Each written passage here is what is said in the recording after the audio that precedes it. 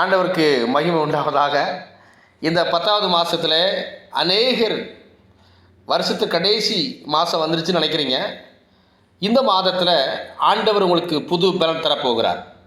அப்படின்னா 119ஆம் சங்கீதத்தில் 1வது வசனம் சொல்லுது, கர்த்தருடைய வேதத்தின்படி நடக்கிற உத்தம மார்க்கத்தார் பாக்கியவான்கள்.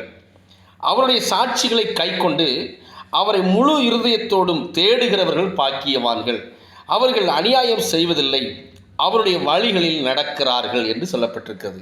ஆகவே இந்த மாதத்தில் தேவன் உங்களையும் என்னையும் இந்த மாதம் மட்டுமல்ல, எப்பொழுதும் அவருடைய வேதத்தின்படி நடக்கிற உத்தமமாய் மார்க்கத்தாராக நான் இருப்போம்.